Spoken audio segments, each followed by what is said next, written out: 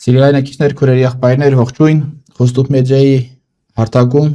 հիմնած թողարկումն է եւ այսօրվա մեր հարգարժան հյուրն է Տիարն Տարոն Սիմոնյանը։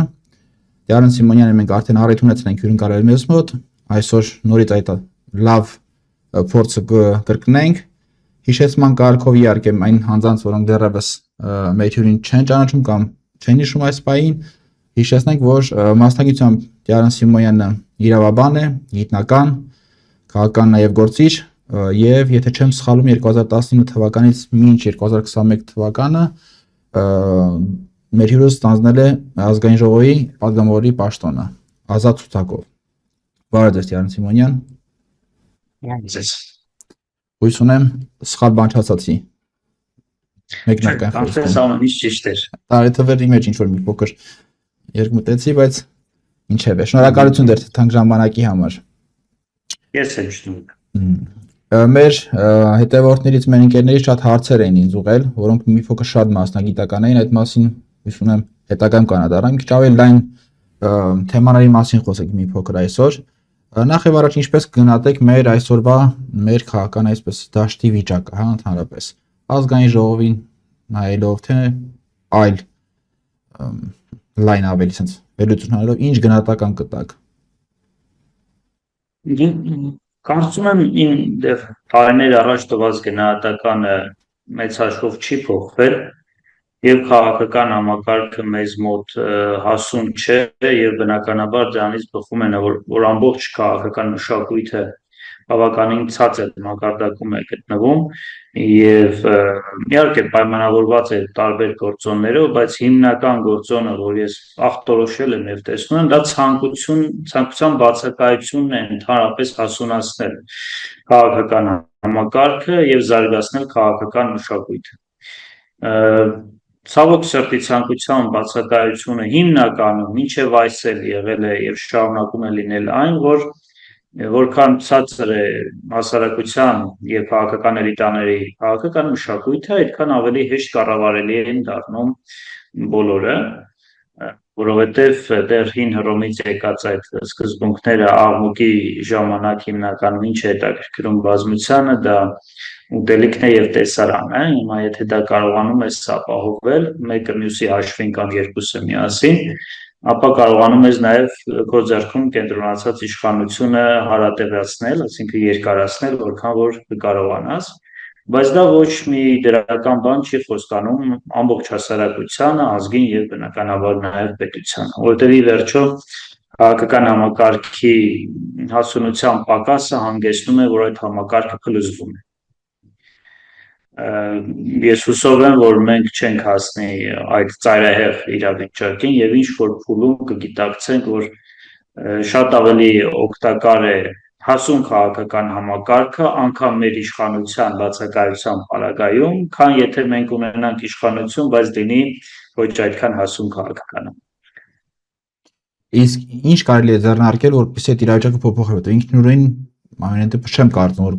իրավիճակը կարող է փոխվել, հա։ Ինչն է ամենակարևորը, կամ մենք ինչ կարող ենք անել, հա, կրթության մակարդակի մասին խոսենք, ինչ կարելի անել, որպեսզի մի փոքր հակառակ նախորդ մեր զրույցի եւ այսօրվա զրույցի միջեւ որ տարբերություն չենք տեսնում, ցավոք սրտի ամեն ինչ ավելի դեպի վատն է գնացել, ինչ անենք, որ ինչ-որ մեկնարկ տան կամ ինչ-որ մի բան փոփոխի վերջը մեզ մոտ։ Դե պիտի հասկանանք մենք այդ խնդրի լուծման գործում ինչ դերակատարություն ենք ստանձնում։ Մենք որպես ով ենք հանդես գալի խնդրի լուծման գործում։ Իսկ կներեք, ոնց հատում եմ, իսկ ով պետք է զբաղվի այդ հարցում, դա էր հարցենց։ Մասնավոր ոլորտում պետք է այդ հարցը լուծենք, թե պետականն է, բայց պետականի դեպքում նորից իշխանության ղեկին պետք է լինես, որ հարցեր լուծես, ոնց որ փակուղի ենք մտել, ինչ կարելի արած այս առումով։ Ցավոք սրտի ճիշտ եք ասում, փակուղային իրավիճակ է, որովհետև նրանք, ովքեր որ առաջնային պարտավորություն եւ պատասխանատվություն ունեն այդ խնդրով զբաղվելու,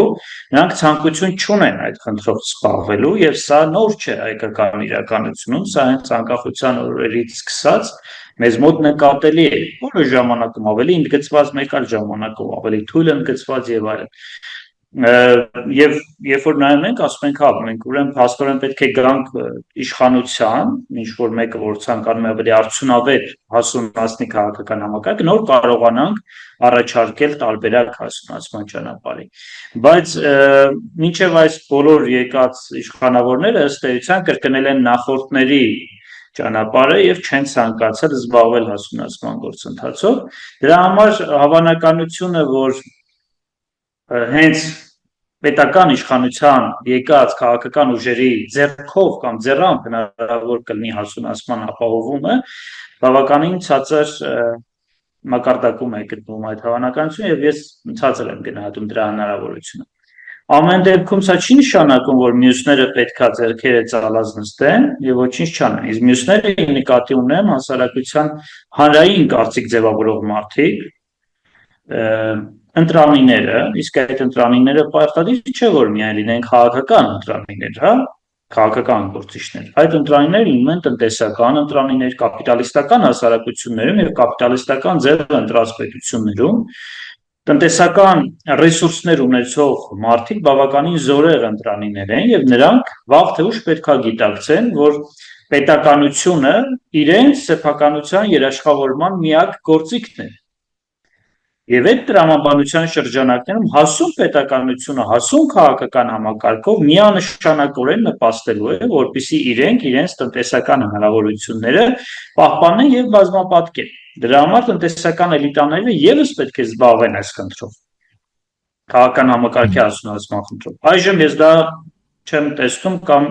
դժվարությամբ եմ կարողանում տեսնել։ Մշակութային էլիտաներ, մշակութային ընտրանիներ, նրանք ովքեր արվեստով են զբաղվում, նրանք ովքեր հասարակության, գիտակցության զարգացման առաքելությունն են կրում, հա, նրանց գեղեցիկի նկատմամբ վերաբերմունք է ձևավորվում, երաժշտության, ներդաշնակության, մարդկային հոգին են կերտում որպես այդպեսին, հա, մշակույթի մեր գործիչները։ Բազմազան են այդ գործիչները, նրանք կարող են լինել գեղարվեստական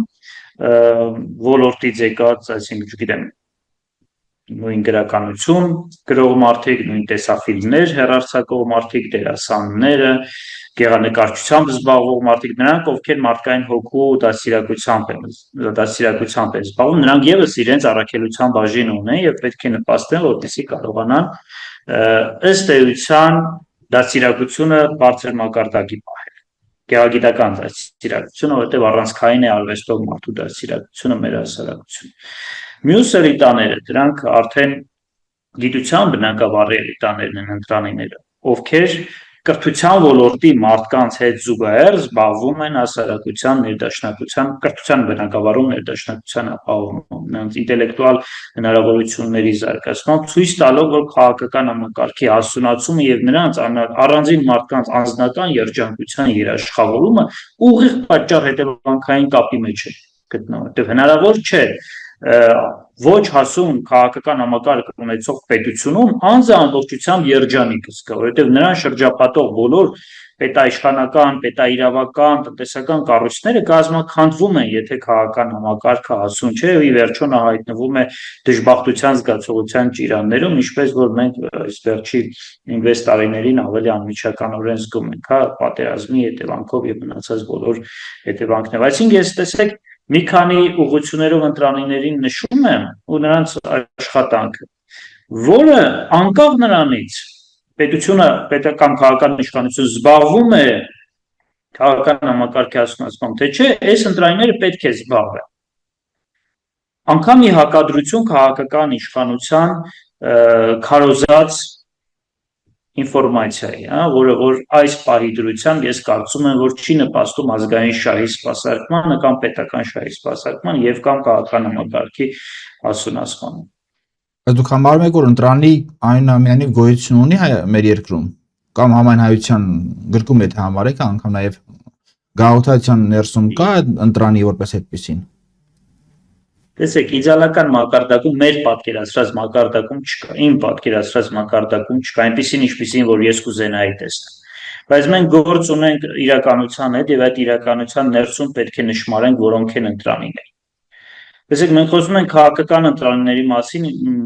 եւ ցանկանում ենք այնտեղ տեսնել քաղաքականապես զորեղ գիտակցություն ունեցող մարդիկ, ովքեր որ զբաղվում են քաղաքականությամբ եւ պետական համակարգի կառավարմամբ, բայց այդպեսին չենք տեսնում եւ դա չի նշանակում, որ չունենք քաղաքական էլիտա։ Էլիտա ունենք, որակը այդքան լավը չէ։ Հա, այսինքն նույնը տնտեսական բնագավառում, տնտեսության բնագավառում եւս էլիտաներ ունենք։ Անհատներ կան, այո, որպես այդպեսին, բայց համակարգված կամ խմբակային չկան, որակային։ որակային առումով մեզ չի բավարարում այդ էլիտայի որակը բնականաբար, բայց նրանք կան, նույնը օրինակ ինչ չի բավարարում մշակույթի բնագավառում մեր էլիտաների որակը, շատ փոքր, ասենք, հատված այո տեսնում են, որ մաքարում են, պայքարում են, որ մշակույթը զարգանա, բայց քանակական առումով ես տեսնում եմ, որ խոցելի է նաև մեր մշակութային էլիտը եւ որակական եւ քանակական առումով, նույնը գիտության բնագավառում, նույնը կրթության բնագավառում, բայց ունենք այնինչ որ ունենք։ Եվ այնինչ որ ունենք ասել, որ դա ընտրանի չէ, կարծում եմ այդքան էլ ճիշտ չէ։ Ընտրանի է, պարզապես մեր պատկերացրած որակներով ընտրանի չէ, այնպեսին չէ, ինչպեսին մենք կուզենայինք, այսինքն մենք նաև բուժման process պետք է իրականացնենք բուն ընտրանիների ներսում, որպեսզի որակը բարձրացնենք, որպեսզի այդ ավելի բարձր որակով ավելի բարձր հասարակության գիտակցություն ապահովենք։ Որտեղ գիտեք 1900 Ձեր մեջ վերած այդ քաղաքականություն, որ դեռ ծանոթ եմ ես Հռոմից, հա, բանը մեծ ցիրկենցենս, հա, հաց եւ զվարճանք, սնունդ եւ զվարճանք, հա, սնունդը նվազագույն սնունդ էին տալիս, որպեսզի ժողովուրդը ոտքի չելներ եւ հեղաշրջումներ կազմակերպեր, հա, իշխանապահություն պահանջեր այսօրվա բառերով ասված, զվարճանքն էլ այն ժամանակ մեծապես դա գլադիատորներ էին, հա, այդ արենայում տեղի ունեցողներ, որպեսզի ժողովուրդը գար իրեն այդ ներային ամեն ինչը ոնց որ դիսկաթափվեր։ Այսօր այդ դերը խաղում է մեր այսպես ասած սերիալները եւ այլն, հա, մյուսները, որ ես ընդհանրապես չեմ դիտում իհարկե, բայց ժողովրդի մեծ մասը նաեւ զոհ է դարել այդ ամենի։ Բայց նույն քաղաքականությունը աշխատում է նաեւ այլուր, հա, միայն Հայաստանում չէ սա։ Ես օրինակ բնակվել եմ, ինչպես որ գիտեք, Ֆրանսիայում ավելի քան 19 տարի, նույն բանը այնտեղ է տեղի ունենում։ Մինչ այդ եւ այսօր էլ Ամերիկայի, ԱՄՆ-ում նույն բանն է տեղի ունենում, բայց այնտեղ օրինակի համար դե ժամանակին, հա, Հենրի Ֆորդը կամ Ֆրանսիայում այսօր կան մեծահարուստ դինաստիաներ, հա, մեծ անուն ընտանիքներ, որոնք ֆինանսական մեծ միջոցներ ունեն, նրանք գումար դնում են ազգային զարթոնքի համար, նոր երևույթ է, ավելի ընդհատակի են անում վերջին մի քանի տարիները, այսօր արդեն ավելի բաց են դրա մասին խոսում, բայց ընկերների հետ խոսելիս նրանք հարց տվեցին, քննարկում ենք դա, ասենց որ ընկերական շրջանակում, ասում են կարող ես ինձ այն հարցնում, կարող ես մի մեծահարուստ հայի անուն տալ, որը Հայաստանում է հաստատված եւ որը կարող է ֆինանսավորել ինչ որ որևիցե ազգային, մի հարցը այստեղ խստուփի մասին չեմ, հա, որևիցե ազգային ինչ որ առողջ ինչ որ մարմնի։ Ես չգտա նման հանուն։ Ցավոք սրտի։ Գավաթայակ չեմ, թող ինձ ներեն, եթե նման մարդիկ կան, բայց նման, այսինքն իրոք փակուղի մեջ ենք մտել։ Ինչևէ, մի ուրիշ հարց է դեպքում, փորձենք փոքր լուծման գնալ, հա, միասին զրուցելու ընթացքում մեր հայրենակիցները այսպիսի զրույցներ շատ են սիրում։ Մեծ հարուստներին կազմակերպությունին մոռանանք։ Կան ինչ որ ձեր շրջապատում կամ մեր իրականության մեջ որոշ անհատներ, որոնք կարող են ոչ բավարար կերպով, բայց արդեն հիմք դնեն ինչ որ մի հարթակ ստեղծեն, որպեսզի այդ էլիտաները ձևավորվեն, նոր սերունդը մի լավ բան տեսնի եւ կրկնօրինակի այդ գործունեությունը, այդ կեցվածքը։ Կան նման անձինք, որ պետք լինի կարճ ասած ժողովրդի խոսքով ասած։ Կարող ենք միասին այդ մարդկանց համախմբել մեկտեղ մի վայրում եւ սկսենք այդ աշխատանքը տանել։ Թե բացառապես պետք է ինչ-որ ձեզ պես մի անձնավորություն վերցնի երիտասարդների եւ կրթի, որպեսզի հետագայում գոյություն ունենան, որ մոտ 30 տարուց ինչ-որ մի բան կարանք ստեղծել։ Տեսեք, իրականում ձեր հարցի պատասխանը այո կա։ Միանգամից ասեմ, որ հույսներս չկորցնենք, հա, իրականում կա, ես անձամբ ճանաչում եմ, ծանոթ եմ բազմաթիվ հայրենիների լուրջ աշխատանքին, որոնք մի մասը մեծ ռեսուրսների հետ իրապետում, մի մասը միջին, մեծ մասը փոքր, բոլորը իրենց հնարավորությունների շրջանակներում, իրենց կարողությունների շրջանակներում փորձում են այս հիմնական խնդիրը, որ մենք ախտորոշեցինք, փորձում են լուծել։ Պարզապես այդ մարդկանց աշխատանքը կազմակերպական առումով բնականաբար ցավցրել է, այսինքն դա պիտի աներ պետությունը, համակարգեր առանձին անհատների ջանքերը, որպեսզի ավելի համակարգված լիներ, եւ քանի որ պետությունը դա չի անում, դրանք առանձին դրսևորումներ են, հա, եւ ժամանակակից հասարակությունների զարգացման տրամաբանության մեջ, նաև հաշվի առնելով աշխարհի գլոբալ զարգացման տրամաբանությունները, դրանք կարող են կամ սիներգետիկ ազդեցություն ունենալ, ապահովելով մի քանի թռիչքային զարգացումներ, հա, այսինքն երբ որ առանձին դետալներով, առանձին դրվագներով աշխատանքներ է տարվում, մեկ էլ ինչ-որ փուլի դրանք սկսում են փող ներազդել մեկը մյուսի վրա, ապահովելով կումուլատիվ էֆեկտ, բազմապատկման էֆեկտ, եւ արդյունքում ստանանք այնպիսի ազդեցություն, որ անգամ չէին կարող կանխատեսել սկզբնական հատվածում։ Սա դրական ճանապարհ։ Բացական ճանապարհը այն է, որ լինում է նաեւ այնպիսի միջավայր, որ անգամ մեծ ռեսուրսներով, երբ որ դու փորձում ես համակարգի ներսում փոփոխություններ կատարել, չի ստացվում կամ շատ քիչ է ստացվում, որովհետև տարբեր գործոններ, թե արտաքին, թե ներքին գործոններ ճիշտ չեն դասավորվում եւ արդյունքում քո մեծ ջանքերը շատ փոքրիկ ազդեցություն են ունենում։ Դրա համար, եթե փորձենք այսպես գիտական մեթոդով խնդիրը լուծել, գիտական մեթոդը հիմնականում սիներգետիկ մեթոդն է, որը տալիս է լուծման հնարավոր ճանապարհներ, ինքը առաջարկում է մի քանի մոդելներ։ Այդ մոդելներից օրինակ մեկը այն է, որ ճիշտ հաշվարկել հնարավոր ռեսուրսները, հնարավոր ազդեցության գործոնները, այսպես ասած ձգողականության կետերը հասարակության ներսում, որոնք որ այս կամ այն կերպ կարողանում են իրենց շուրջ համախմբել մարդկանց արժեքային կողմնորոշման կամ որոշակի գործողությունների առումով, եւ ինչ որ պահի ճյուղավորման պահ դա կարող է լինել, որը գիտության մեջ անվանում են բիֆուրկացիոն պահեր, փոքրիկ ազդեցության, փոքրիկ գործոններով պայմանավորել այս ամբողջ շղթաների փող ներազդեցությունը, այն հույսով, որ դա բերելու է մեծ արդյունք համակարգից դուրս գալուց կամ նոր համակարգ ձևավորելուց։ Եթե ավելի այսպես ոչ գիտական բառապաշարով փորձենք այս ամենը ներկայացնել, այն է, որ հնարավոր այս ինչ որ մենք այս օրվա իրականության մեջ հնարավոր բոլոր այսպես ազդեցություն ունեցող մարդկանց հանրային ուղենիշեր ձևավորող մարդկանց աշխատանքները պետք է ոչ թե փորձել բոլորին համակարգի մեջ մտցնել եւ վերևից ներազդել նրանց աշխատանքների վրա, այլ պետք է նրանց հնարավորություն տալ, որպեսզի նրանք առավելագույնս կարողանան իրենց պոտենցիալը իրացնեն, միևնույն ժամանակ ապահովելով կամրջող կապեր մեկը մյուսի հետ։ Մինչև այն պահը, երբ որ մեր հաշվարկները կգան այն եզրահանգմանը, որ ահա այս պահին ազդեցության ճիշտ ժամանակն է փոքրիկ ազդեցություն գործելու, որ ունենանք սիներգետիկ էֆեկտ։ Սա այն պայմաններում, երբ որ մենք պետական իշխանության կրողներ չենք, մեծ ռեսուրսներ տիրապետող անձինք չենք, մեծ ֆինանսական, տնտեսական կամ հնարավոր այլ ազդեցություն ունեցող մարդիկ չենք, որ կարողանանք վերևից ամեն ինչի վրա ներազդել։ Սա նշանակում է, որ մենք պետք է շարունակենք մեր մասնավոր, այսպես համախմբված որոշ դեպքերում պայմանավորված աշխատանքները, էլիտաների աշխատանքները կամ ազդեցություն ունեցող մարդկանց աշխատանքները, չհիասթափվենք նրանից, որ ազդեցությունը այսօր չենք տեսնում, արդյունքը այսօր չենք տեսնում, քաղաքական համակարգի հասունացման կամ այլ ոլորտներում եւ ավելացնենք հասարակության իմունիտետը։ Որտեղ տեսեք, օրինակ ես գիտության, կրթության բնագավառում, իրավապաշտպան գործունեության բնագավառում դուք, լրագրողության բնագավառում, կրկին գիտության բնագավառում, որքան որ ինձ հայտնի է, այն մյուսները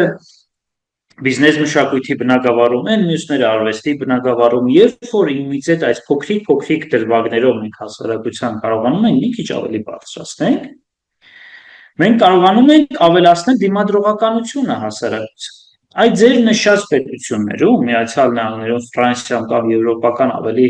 կայացած պետական ապարատ ունեցող եւ այսպես ասած ինստիտուցիոնալ համակարգ ունեցող պետություններում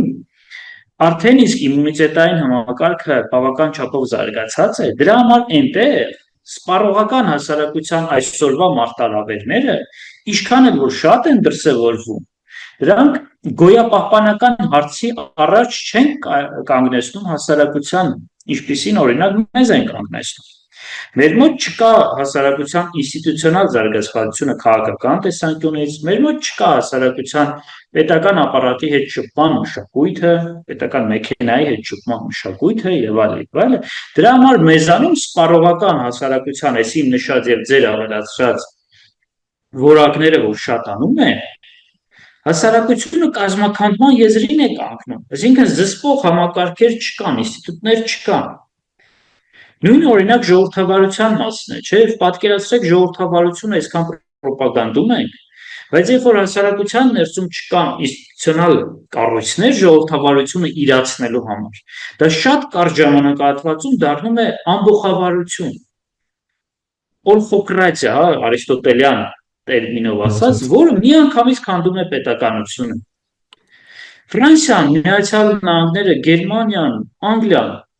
իրենց կարող են թույլ տալ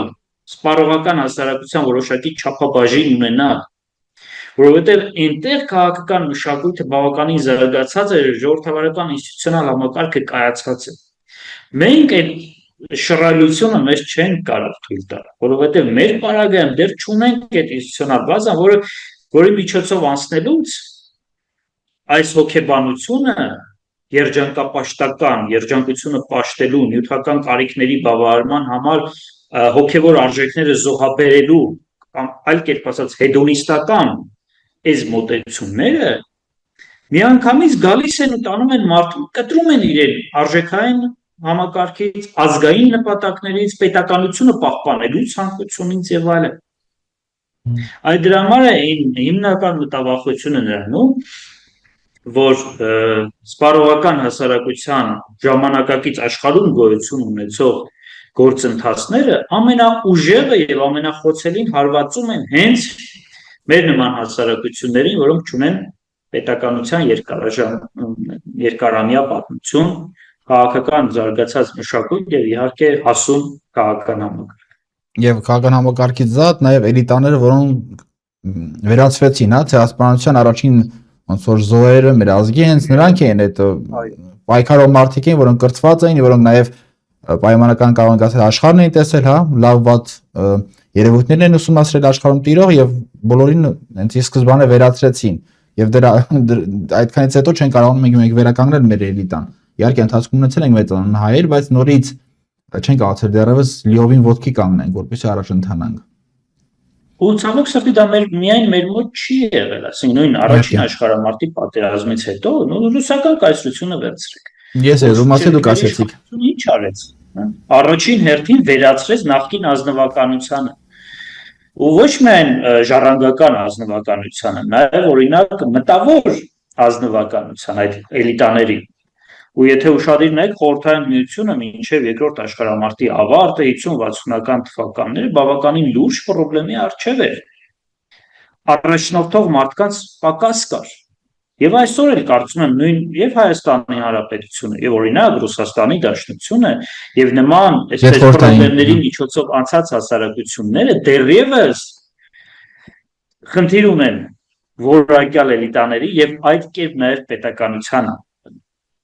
Սա մեր պատմության մեջ շատ է հանդիպել, նույն մեր պետականությունների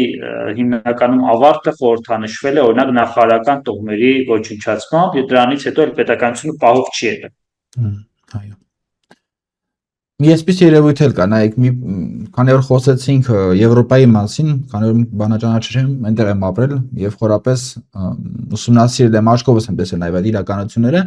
նկատելի երբեմն որ այլ սուբյեկտներ, հա, ուրիշ պետություններ, միություններ կամ Եվրոպայի դեմ ուրեմն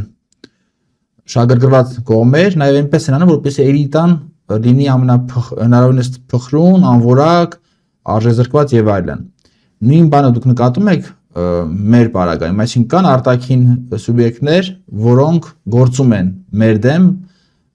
թե որպես պետականություն, թե որպես անհատներ, որպեսզի չկարողանանք այդ համակարգը մենք վերջ-վերջով ստեղծենք։ Այսա խոսք չի որ միակ կոնսպիրացիոնիստ թեմաների մասին չեմ խոսում։ Իրականում, հա, դա նորմալ բան է, շատ մրցակցություն գոյություն է աշխարհում, ազգերը մրցում են իրար դեմ պետությունները։ Դա նորմալ է եւ այդպես եղել է նախկինում, այդպես կա այսօր եւ այդպես լինելու։ Բոլոր պետությունները մրցակցում են, անգամ բարեկամ եղբայրական պետությունները մշտապես գտնվում են մրցակցության մեջ։ Իսկ մրցակցության կարևոր առանցքը ո՞րն է։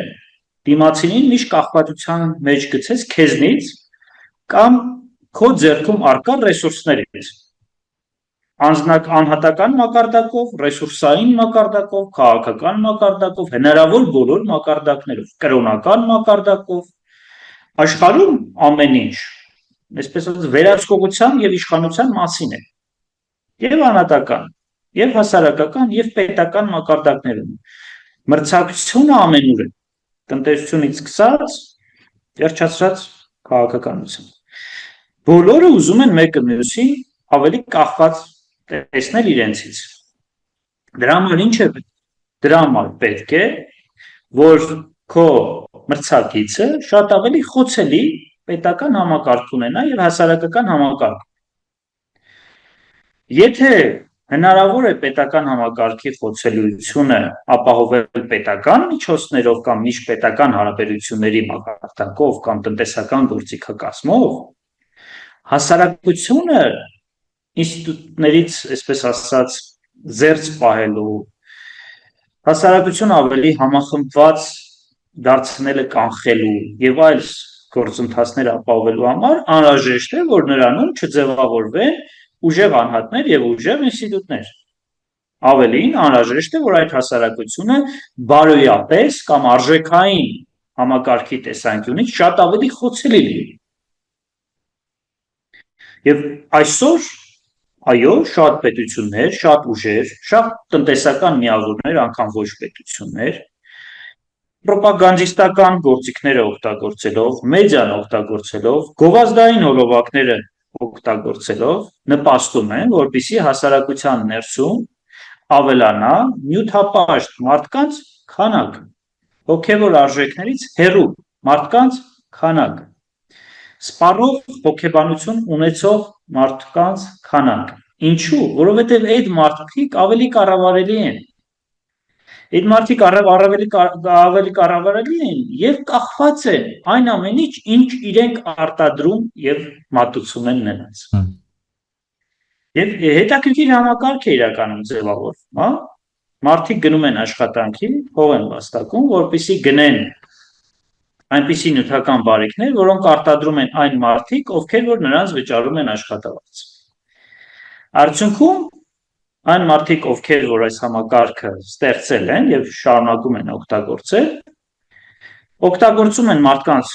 ուժը, ֆիզիկական ուժը, մտավոր ուժը, նրանցից վերցնում են իրենց ներուժի արգասիքները եւ նրանց տալիս են ընդամենը այն, ինչ որ բավարար է իրենց կյանքի շարունակության համար։ Իհարկե, կյանքի մակարդակը վերջին մի քանի հազար տարիների ընթացքում բավականին բարձրացել է, բայց ալգորիթմը, բանաձևը մարդկանց աշխատացնելու գրեթե չի փոխվել։ Հիմա պարզապես մարդիկ ցանկանում են ավելի շատ աշխատել, ավելի շատ գումար վաստակել, որպեսզի ավելի շատ բարիք ունենան այն ամենից, ինչ որ արտադրում են իրենց գործատուները։ Մոտավորապես հետեւյալ փակ շղթան է գործում, հա։ Գործատու ասելով ես միայն նկատի չունեմ տնտեսվարող սուբյեկտներին։ Ես նկատի ունեմ նաև քաղաքական գործիչներին, քաղաքական գործիչների թիկունքում գտնվող եւ չերևացող այլ ուժերին, որպեսզի կարողանան այս ամեն ինչը համակարգել, ոչ բոլորն են, որ այսպես երևում են, որպես բիզնեսմեններ, որպես քաղաքական գործիչներ, նաև կան ուժեր, որոնք որ արզ է, պետք է չէ որ Երևան եւ միգուցե ճիշտը դա է, որ չերևում։ Խնդիրը այն է, որ մենք պիտի հասկանանք այսօրվա կապիտալիստական հասարակության համակարգ։ Հիմա մենք սոցիալիստական համակարգում չենք ապրում, եւ միգուցե ճիշտ է որ չենք ապրում, ես էլ դուք եք միգուցե չցանկանայինք այդպիսի համակարգում ապրել։ Հիմա կապիտալիստական համակարգի տրամաբանությունը սա է։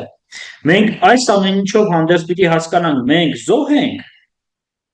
թե մենք ինքներս կարող ենք լինենք այնպիսի պետականություն, որը իրենից կախվածության մեջ գցի մեկ այլ պետականության։ Որովհետև ինչքան էլ մենք խոսենք համաշխարհային բարօրության մասին, մենք իհարկե գիտակցում ենք, որ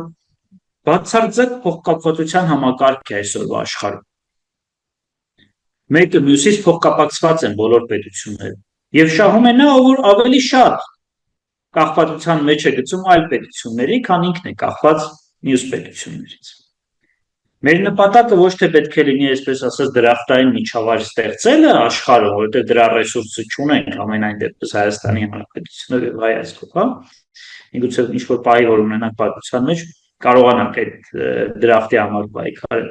բայց գոնե այսօրվա դրությամբ մենք պետք է ձգտենք առավելապես քիչ կախվածություն ունենալ, առավելապես քիչ թվով պետություններից եւ ոչ թե հակառակ։ Իժդեռ այսօր ես տեսնում եմ լրիվ հակառակ գործ։ Հենց հարցը հաջորդ դա էր, նայ, քանի որ խոսենք միջազգային հարաբերություններից, ազդեցությունների մասին, որ մենք կառավարել հետագայում եթե ճիշտ գործենք, բայց որոնք փաստացի մեր դեմ են ուղղված այսօր։ Եթե չեմ սխալվում, նաև Եվրանեստի խորհրդարանական վեհաժողովում եք ներկա եղել Հայաստանի Հանրապետության որպես ներկայացուցիչ, ո՞րն է ձեր հայ մարդու դիրքորոշումը, ինչ վերաբերում է մեր արտաքին քաղաքականությանը, վեկտորին, հա, ինչպես պետք է աշխատենք, կան արդյոք որոշ երկրներ, ոնց որ ավելի սերտ հարաբերություններ պետք է ունենանք, ոմանց ավելի հեռուացնենք մեր շփումները, ինչ պատկերացում ունենք, հա, այս առումով, կամ կարող է արդյոք պետք է աշխատենք ոլորտային տեսանկյունից, այսինքն ռազմականը ուղենք այս կամ այն երկրներին, հա, մեր շփումների առումով, տնտեսական Եվրոմիություն, չգիտեմ, ինչ կարծիք ունեք այս ամենի մասին, որտեղ հիմա այս պայծրությամբ մի քիչ խառը sense շիլա է մեզ հրամցրվում, հա, մեր իշխանության, մեր ասելով, մեր չի իհարկե, բայց այս իշխանության կողմից նրանք տպավորություն են ստեղծում, թե նրանք ավելի շատ Եվրոմիության կողմնակից են արևմտյան, բայց իրականում տեսնում ենք իրենց լիիրավ կախվածությունը եւ խորսերը, հա, Ռուսաստանից։ Եվ այս ամենի արդյունքում մենք օգուտ չենք հաղում։ Ո՞րն է դեր դիրքորոշումը։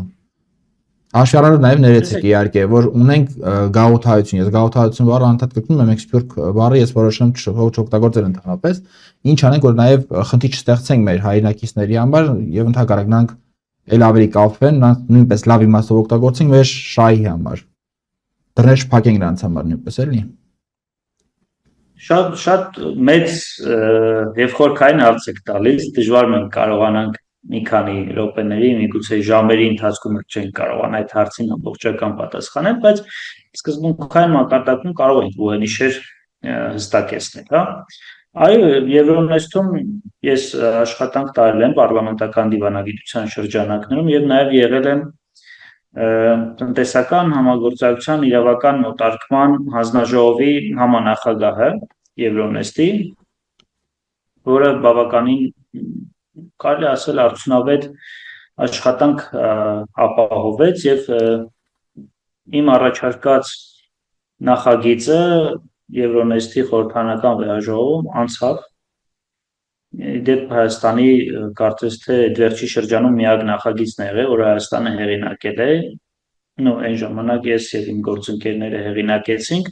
կրթության եւ տնտեսության կապի մասին էր եւ հիմա այդ բանաձևը ընդունված է դեպ, որը բավական Ինչի մասին է խոսքը, երկու բառով շատ sense ոչ տեխնիկական, բայց ինչի մասին է լայն իմաստով Եվրոմիության տարածքում եւ արևելյան գործընկերության պետությունների տարածքում կրթության եւ աշխատաշուկայի կամ տնտեսության միջև պատճառ հետևանքային կապերի հստակեցումն էր, ինչպիսի գործիքակազմ պետք է օգտագործվի, որպիսի կրթական համակարգերը սկսեն ուղղակիորեն աշխատել շուկայի հետ, տնտեսական համակարգերի հետ եւ տնտեսությունը ինքը պահանջներ ներկայացնի կրթական համակարգերին, որպիսի այս շքայական աշխատանքը ավելի ներդաշնակ լինի, այսինքն չստեղծենք մենք կադրեր, որոնք օգտակար չլինեն տնտեսության համար եւ տնտեսությունը չկտրվի կրթությունից, հատկապես հաշվի առնելով ժամանակակից գործընթացները, տեխնոլոգիական զարգացման, արագացման տեմպերը եւ մեծ քանակությամբ կրթություն ստացած երիտասարդների շուկայից դուրս մնալ։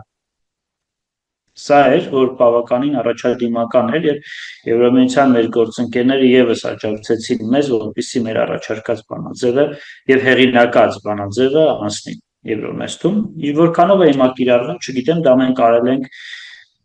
կարծես 19-20 թվականներն էր այո։ Ինչ վերաբերում է արտաքին քաղաքականության ձեր բարձրացրած հարցին, տեսեք, մենք ի տարբերություն շատ այլ պետությունների մեզ չենք կարող թույլ տալ թշնամանալ կամ ոչ բարեկամական հարաբերություններ ունենալ աշխարհի գերտերությունների հետ եւ տարածաշրջանային ուժեղ պետությունների հետ։ Նաեւ չենք կարող մեզ թույլ տալ միջոց լինել նման պետությունների համար մեկ այլ պետությունների դեմ գործողություններ կատարելիս։ Որովհետեւ այո, դուք ճիշտ նշեցիք, մենք նաև ունենք սփյուռք։ Բացի այն, որ ռեսուրսային իմաստով եւ տարածքային իմաստով մենք բավականին խոցելի ենք, այսինքն միջոց գործիք օգտագործվելը բնականաբար ավելացնելու է մեր խոցելիությունը, այլ նաև որ այն պետություններում, որտեղ մենք ունենք գաղութներ, սփյուռք, այդ պետություններում փաստորեն կարող է հակահայկական տրամադրությունների քանակը ավելանալ։ Եվ դրա համար մենք պետք է բավականին զգուշավոր մոտեցում ցուցաբերենք։ Բայց դա իհարկե չի նշանակում, որ դա պետք է արվի նաև ազգային շահին հակառակ։ Այստեղ շատ նուրբ է մեր արտաքին քաղաքականությունը, շատ նուրբ պետք է լինի։ Չի կարող զգայական հուզական մակարդակում լինել, այն բացառիկ հաշվարկի արդյունք պետք է լինի, որ պետության հետ ինչ լեզվով, ինչ բառամթերքով, ինչ գործիքներով պետք է խոսալ։ Եվ ամենակարևորը, մենք պետությունների հետ հարաբերությունները կազմավորելիս, իրականացնելիս այդ կամ կյանքի կոչելիս, մենք պետք է կարողանանք առաջարկելու բան ունենք։ Արտաքին քաղաքականությունում այն խոսքերը, որ մենք լսում ենք հեռուստատեսությամբ կամ քաղաքական գործիչների շուրթերից, այդ խոսքերը գեղեցկության ներդաշնակության մասին են, բայց արտաքին քաղաքականությունում խիստ հաշվարկ է, ինչ ես դու տալիս եւ ինչ ես ակնկալում դրա փոխարեն։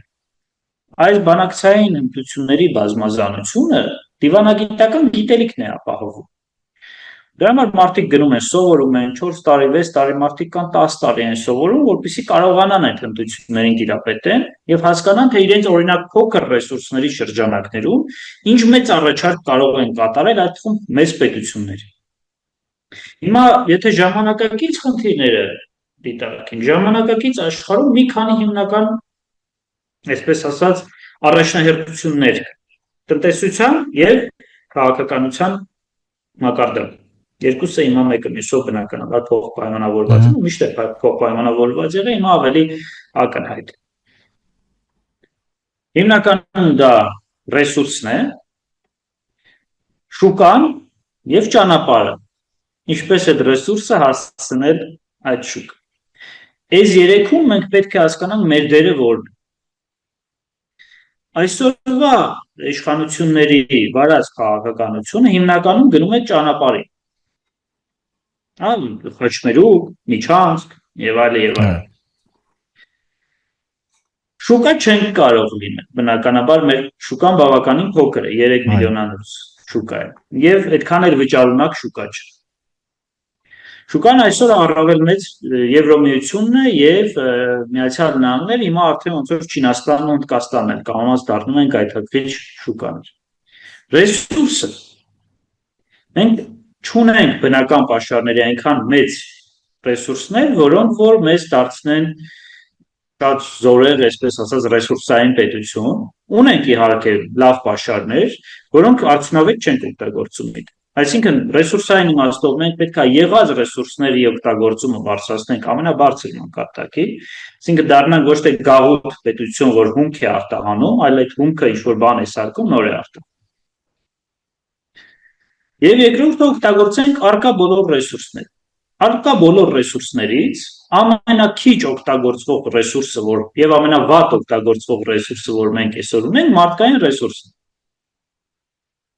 Մենք գլուխ ենք գովում, որ մենք մեծ քանակությամբ խելացի երիտասարդներ ունենք, բայց նրանց ուղեղային պոտենցիալը չենք օգտագործում մեր տնտեսության համար, հակառակը թողնում ենք գնան այլ պետություններում զարգացնեն այնտեղի տնտեսությունները։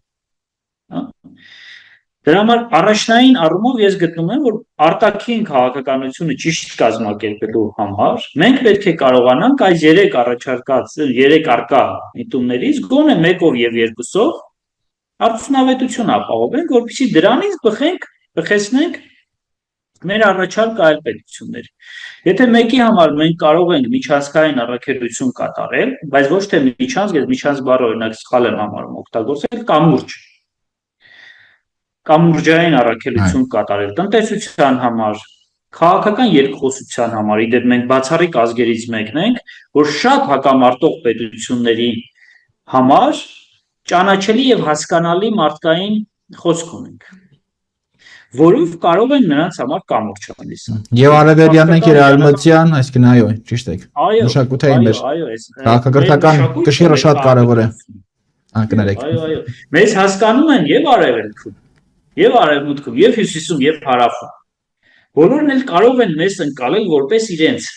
որտեղ իրենց լեզվով եւ իրենց մտածողությամբ հասկանում են, խոսում ենք մենք։ Շատ նման է օրինակ 16-17-րդ դարերի հայ խոջայական առևտրական համակարգին, որ Հնդկաստանից ու Չինաստանից մերձավոր Արևելքով մինչև Եվրոպա մենք անգամ մաքսատուրքեր չէին վճարում, որովհետև հայ առևտրականների խոջայական այս համակարգը օգտվում էր արտոնություններից, որովհետև բոլորը համարում էին ամենաարդյունավետ խոջայական համակարգ, առևտրային համակարգ։ Մադրասից մինչև Ամստերդամ, այո, ճիշտ եք։ Այո։ Հիմա այս տեսանկյունից տեսեք աշխարհում այսօրվա ընթացող ռազմաքաղաքական բախումների գովում մեր կամուրջը օգտագործելը եւս առաջարկ կարող է լինել։ Օրինակ Իրան, Միացյալ Նահանգներ, այո, արաբական աշխարհ, որոշ եվրոպական պետություններ, բայց այստեղ էլ շատ կարևոր է որ գործիք չդառնաս, միջոց չդառնաս, այսինքն այս շատ նուրբ է։ Մի բան անգամ շատ հետաքրքիր բան ասեմ, այսպես փակագծերը շատ չբացելով, թե շուկայի տեսանկյունից, առևտրական շուկայի տեսանկյունից, նաև Աֆրիկայի մայրցամաքն է դառնում շատ հետաքրքրական, որտեղ աճող է եւ կան մի քանի պետություններ, որոնք նաև բացի բնակչության թվից, նաև տնտեսություններն են շատ ուժեղ զարգանում։ Եվ այդ առումով տնտեսական տեսանկյունից իհարկե զրույց ենք ունենում աֆրիկյան մի քանի ներկայացուցիչների հետ, որոնք ի դեպ իշխանության շատ մերձ մարդիկ են կամ նախկինում բարձր պաշտոններ են ստանձնել։ Նրանք մեզ ասացին, որ շատ երկրների, ինչպես որ տեղյակ եք, հեռուանում են այսպես եվրոպական երկրներից, մասնապես Ֆրանսիայից, ֆրանսախոս երկրներ կան, որոնք շատ մեծ կախվածության մեջ են եղել, նախկին կոլոնիաներ են ուրեմն Ֆրանսիայի, որոնք խզել են կապերը ամեն տեսակետից Ֆրանսիայի հետ եւ կարծես թե Իսպանիայի կամ Չինաստանի կամ Ռուսաստանի կամ երբեմն Թուրքիայի այլ երկրների հետ են փորձում կապ ստեղծել եւ այդ անձնավորությունը շատ բարձր պաշտոն է ստացել իսկապես։ Պաշտոնը ասեմ երկիրը չնշեմ, արտաքին գործերի նախարար է եղել։ Տարիքով մարդ է, ասած շատ կամենայինք, որ նաեւ ինչու՞ չէ Հայաստանի պես երկրները միջնորդ հանդիսանային կամ այդ դեր ասած կամուրջը դառնային մեր եւ այլ երկրների միջև, որոնց հետ մենք կամ բարդ հարաբերություն ունենք, շփում ունենք այս պահին, կամ որ ուզում ենք զարգացնել հենց այդ շփումները։ Պատկերացնում եք այդ ու դա չէ ասես պարզապես որովհետեւ երկու հայ նստած մասնակցում ենք այդ հանդիպմանը։ Նա մտածել էր դրա մասին, մտքով անցել էր։ Իհարկե ընկերներ ունեցել է Եվրոպայում հազգությամբ հայ եւ այլն, դա էլ է ոնց որ նպաստել, որ լավ պատկերացում ունի, լավ կարծիք ունի մեր մասին, բայց հետաքրքիր միտք արտահայտեց։ Միանշանակ ճիշտ եք, միանշանակ ճիշտ է։ Տեսեք, ինչքան մեծ պոտենցիալ ունենք, որ չենք օգտագործում։ Ես միշտ օրինակ հատկապես ժամանակակից աշխարհում ասում եմ, որ հայկական պոտենցիալը բացազատվելու մեծ հնարավորություններ ունի, առավել քան երբևէ ամբողջ պատմության ընթացքում։ Որովհետև եթե մենք անդադ բողոքում ենք, որ բնական ռեսուրսներ չունենք կամ այլ ռեսուրսներ չունենք, բայց ունենք մարդկային ռեսուրս եւ գիտելիք, հիմա 21-րդ դարը գիտելիքի դարաշրջան է։ Հիմնական ռեսուրսը, արժեքակիր ռեսուրսը դարձել է գիտելիքը։ Այո, նույն արհեստական բանականության հետևում կանգնած գիտելիքը դարձել է ամենամեծ արժեք ունեցողը, այո։ Հիմա տեսեք, մենք քիչ-քիչ ոնց որ մտնում ենք այս շուկայի մեջ, բայց պետք է առավել մեծ քայլերով մտնենք, որովհետև այդ այն միջավայրն է, որտեղ մենք առավելագույնս տալու եւ առավելագույնս ստանալու հնարավորություն ունենք։ Արդեն գիտելիքի աշխարհ ենք մտել եւ մենք իրավունք չունենք գիտելիքի աշխարհում մրցակցային մեր առավելությունից չօգտվել։ Որտեղ մենք կարծես թե վերջին 4-5 հազար տարիների ընթացքում մարդկության պատմությունը մեր ուսերին դրած, մեր ուղեղում կրող գիտելիք կուտակած ազգերից մեկն ենք, բացառիկ ազգերից մեկն ենք, մի քանի ազգերին մնացել է այս մոլորակի վրա։ Եվ այդ հիշողությունը վերլուծական մակարդակ չբարձրացնելը, գիտակցության մակարդակում ավելի բարձր չափորոշիչներ չսահմանելը ինքներս մեզ համար, սա կարծում եմ մեր նկատմամբ հանցագործություն կլինի, եթե մենք այս ամեն ինչը չանենք, որովհետև այո 21-րդ դարում ուժը տեղափոխվել է բիրտ ուժից դեպի գիտելիքի ուժ, գիտելիքն է դարձել բիրտ ուժը կառավարողը, այսօր կարող է մեզ թվա, որ աշխարհում ուժն է տիրում, այո ուժը տիրում է, բայց այդ ուժը կառավարում է գիտելիք,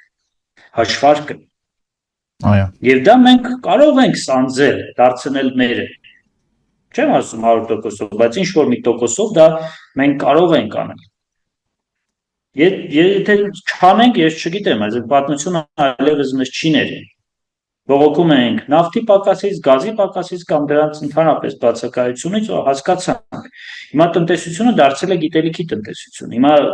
ինչպես պետք է արդարանանք կամ արդարացնենք մեր անհաջողությունները այս բնագավառում։ Իդեպ մի այսպիսի բան էլ ասեմ, միակ ուղումը երևի նոր հիշեցի, ուղղակի ընթացքում չէի ուզում ընդհատել, որ սխալ բան ասացիք, դա այն է, որ թե ես թե Խուստումեդյան լրատվական եմ կամ ես լրագրող եմ, նմանատիպ միտում չունեմ ընդհանրապես, ասեմ ավելին, այս գործով զբաղվում եմ, որովհետև այն խիստ անհրաժեշտ եմ համարում, այսինքն այնպես չէ, որ զոռով եմ անում, ժողովրդի ասած, բայց ավելի ակտիվ եմ քաղաքական դաշտում, դրա մասին հետագայում թե ձեր հետ խոսենք, թե մեր հարթակում քաղաքական ակտիվ գործունեություն եմ ծավալում, մշակութային եւ այլն, եւ այս շրջանակում ազատ ենք մենք զգում ես արտաբերել տարբեր տեսակարծիքներ, ինչ որ չունենք, ինչ որ ճամբար, եթե ճամբար, ապա միայն ազգայինն է մեր, հենց այնպես չենք դրել մեր հարթակի անունը Խուստուկ մեդիա, կարող ենք ինչ որ ավելի գեղեցիկ, ունիվերսալ անուն դնենք, հա, շատ ինչ որ չգիտեմ, համահայկական հարթակ կամ ալիք եւ այլն, դա ընտրությունները մենք իրականացրեցինք, ընթացքում շատ հարցեր ունեմ իրականում Տիգրան Սիմոնյան, ուղղակի չեմ ուզում էլի մեր զրույցը դառնա շատ տեխնիկական, որովհետեւ ամեն տեսակ հայրենակից մեզ դիտում է, գիտնականից մինչև երիտասարդ արտերկրաբնակ հայեր ունենք նաև, որոնք երբեմն կարող անգամ բառամթերքի տեսանկյունից մի փոքր նեղվեն, բայց ոչ չէ, դա առումով նույնպես մենք խոսում ենք նայողնս գրագետ կիրթ հայերենով, սիրուն հայերենով, որովհետեւ նրանք նույնպես այս հաղորդում նայելով բացի մտքերից նաև նոր բառեր սովորեն կամ եթե գիտեն, իրենց մոտ նույնպես սովորություն դառնա այդ բառերը կիրառել։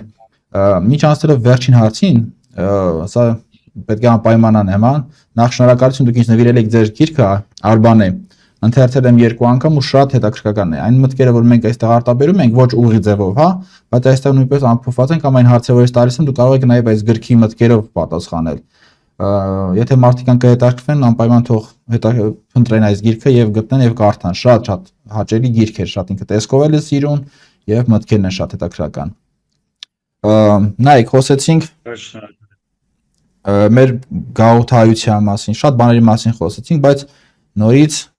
ինչպես էր պտտվենք, գալիս ենք նույն կետին, այն է, որ ներքին կարգով մենք հայերս մեր երկրում պետք է ու պարտադիր մեր երկրում, այսինքն այստեղ երկրորդ կարծիք լինել չի կարող, այս ֆրանսիացին կամ ռուսն ու ամերիկացին ու մեկ ուրիշը չի գալու մեր հարցերը լուծի առաջին հերթին։ Եվ ես այն կարծիքն է, որ հենց մեր երկրի ներսում պետք է լուծումներ բերենք, փոփոխություններ բերենք, որպեսզի նաև գաղութայությունը, սփյուռքահայությունը, այսպես ասված, կարողանա օգուտ քաղի եւ նպատակարար տեսնի ելնել եւ գալ Հայաստան այստեղ ապրել, աշխատել եւ մեզ նաեւ օգտակար լինել եւ օգուտ քաղել նաեւ, որովհետեւ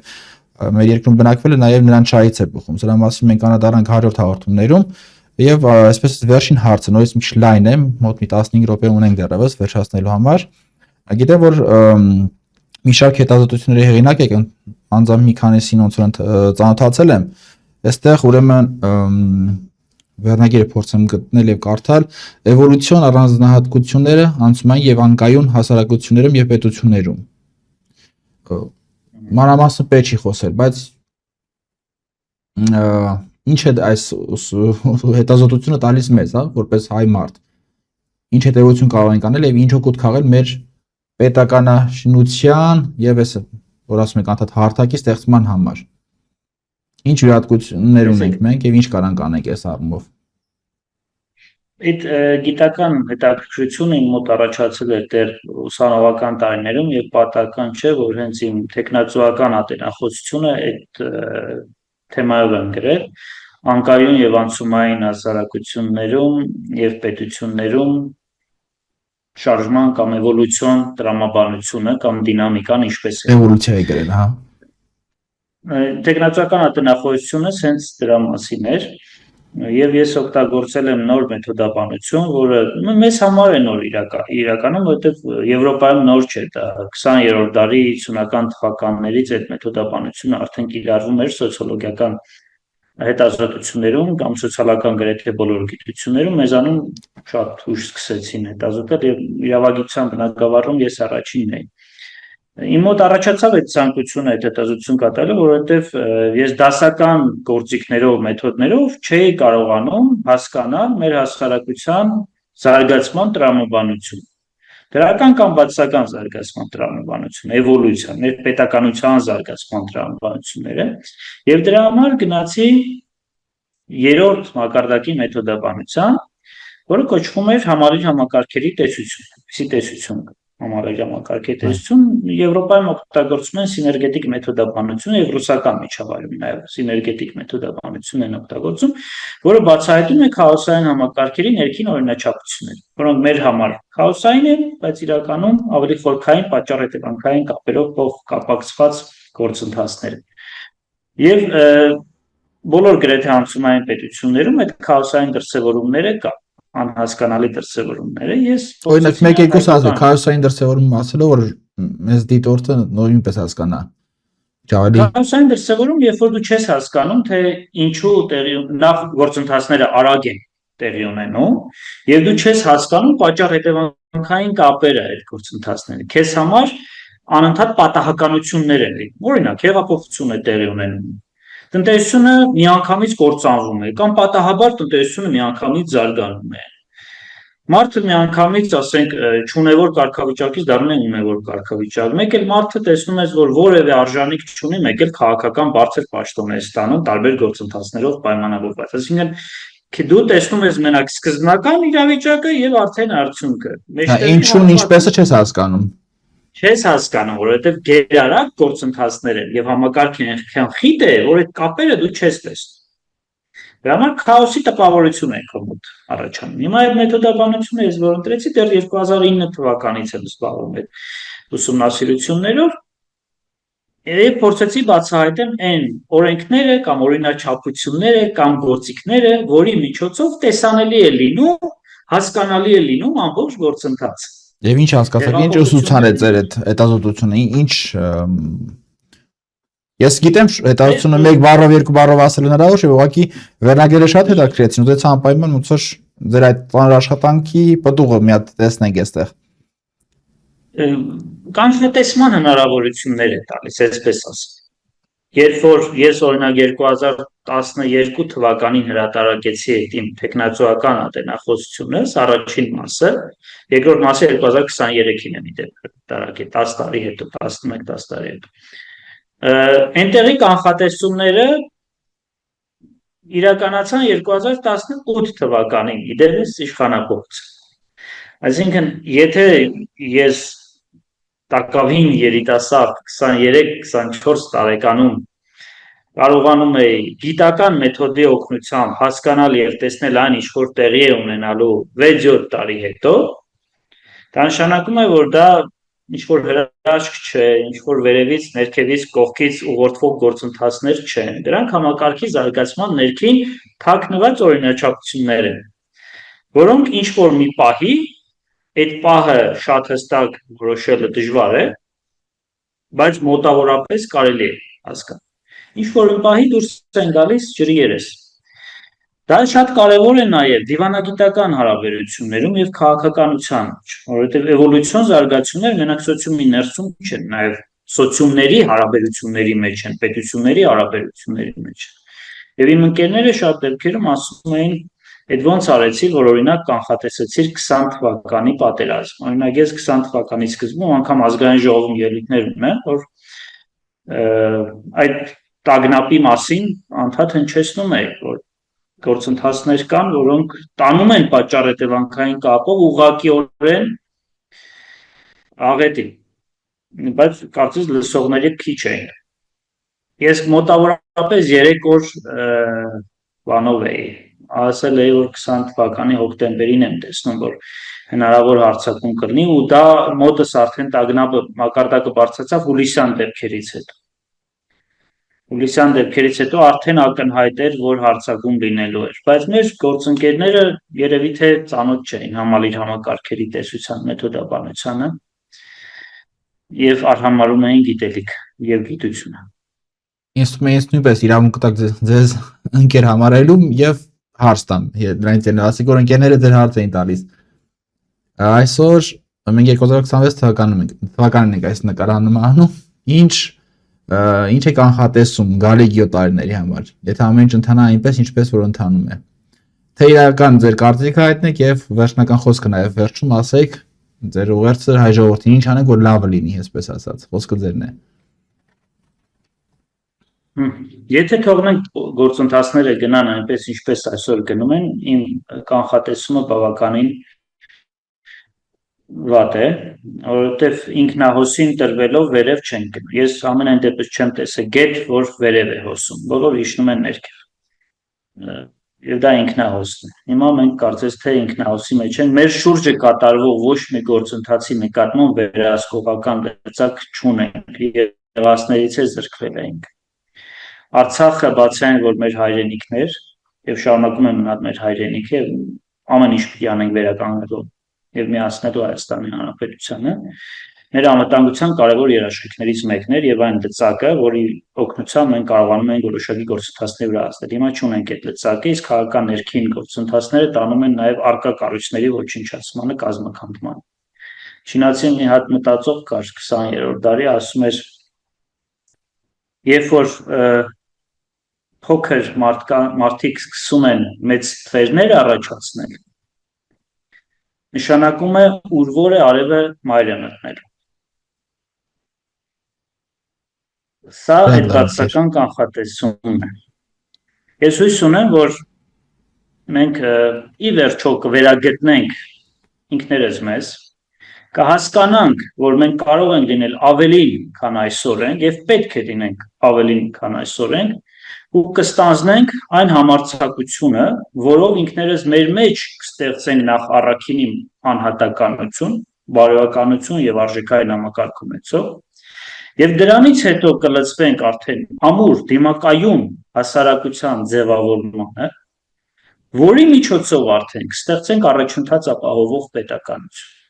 Ես ցավոք սրտի չեմ տեսնում այլ մեխանիզմ, քան առանձին մարդկանց ներսում անհատ ստեղծելը, նրանց միջոցով ուժեղ հասարակություն ստեղծելը եւ նրանց դրա միջոցով առաջընթաց ապահովող պետականություն ստեղծելը։ Հույս չունեմ, որ եւ այսօրվա եւ վաղվա քաղաքական գործիչները, ովքեր կստանձնեն կամ շարունակեն լինել իշխանության կրողներ, վերևից պետք է ապահովեն այս գործընթացը։ Մեր ձեռքերում է մեր ճակատագիրը, մեր ապագան, եւ մենք պետքա ստեղծենք ինքներս մեզնից դանդաղ, փոքր, ծանր, բայց արժանավոր աշխատանքով։ Շատ շնորհակալ եմ։ Ինչպես որ մեր հետևորդները գիտեն, մեր նպատակը մեծապես այն է, այս հատկապես որ 2 տարի մենք գործունեություն չենք ծավալել, պատճառներին արդեն անդրադարձել եմ նախորդ հաղորդման ընթացքում։ Այս անգամ մի քիչ որոշեցի նպատակ դնել նաև այնպես չդեմ բացառապես այստեղ գոմ այդ բոլոր այն հյուրերին կանչել, այն մարդկանց կանչել այստեղ որպես հյուր, որոնք միջին եւ երկարաժամկետում կարող են ըստ ինձ, դա իմ անձնական կարծիքն է եւ հույսը նաև կարողանան հետագայում բարբերաբար կամ մշտական համախմբվել, որպեսզի ձեր ասած այդ ընթացքը էլ ավելի զորեղ լինի եւ իրոք կարողանանք ունենալ վերջի մի կառավարություն, նաև ոչ կառավարություն միայն գիտեք ասելով իշխանություն նկատի ունեմ, նաև մեր գյուղապետներից սկսած մարզպետներ, պետական աշխատողներ, որոնք պետք է ծառայեն հայազգին եւ հայոց պետականությանը, կանոնք այդպիսի մարդիկ մենք ձևավորել, միմյանց որպեսզի նրանք ճանաչեն նաև, որտեղ շատ խնդիր ունենք նաև ուժեղանատներ ունենք, լավ մասնագետներ ունենք ինչպես որ դուք, իդեպ որ նաև քաղաքական փորձ ունի, հա, ազգային ժողովում եք եղել, պարզապես միմյանցը չեն կարողանում ժամանակի բերումով, մասնագիտական եւ այլ պատճառներով չեն կարողանում մեկը մյուսին ճանաչ լինեն։ Եվ այս նպատակն է նաեւ որ իմ արժեվ դրել եմ, հա։ Ոչ մի բացառում, որ ձեր առաքելության համար։ Շնորհակալ եմ։ Եվ որի բացառում նաեւ այն միտքը, որ մենք կարող ենք մեզ մոտ տեսնել օրերից մի օր հակառակ պայմանականացած հակառակ ճամբարից մարդկանց, որոնք չեն կիսում մեր մոտեցումները ամեն իմաստով գաղափարական, արտաքին քաղաքականություն, մշակույթ եւ այլն, բայց որոնք մեր հայրենակիցներն են եւ որոնք նույնպես իրանք ունեն կարծիք հայտնելու։ Մի փոքր մեծ խոսել չլինի, թող գան, ես իմ ուրույն չափով, ես մասնագետ չեմ, քաղաքական գործիչ չեմ,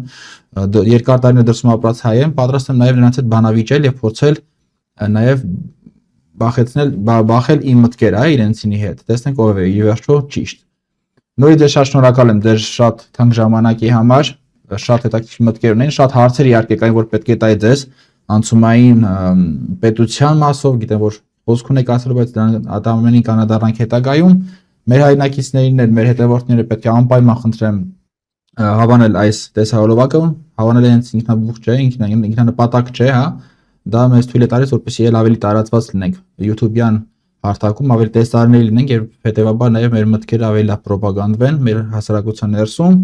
պարտադիր ուրեմն բաժանորդագրվեն, շատ մեզ դա կօգնի այսօր եւ ինչպես որ միշտ եմ խնդրում, նշեք այն անձանց անունները կամ այն թեմաները, նյութերը, որոնց մասին կամենակ հետագայում անդրադառնանք, հա։ Շնորհակալություն, ինչ էր պատահի, սիրելի հայրենակիցներ, ինչպես որ միշտ եմ ասում, ինչ էր պատահի, հայացքդ երբեք մի կտրիր խոստովից։ Լավ եղեք, տեսություն։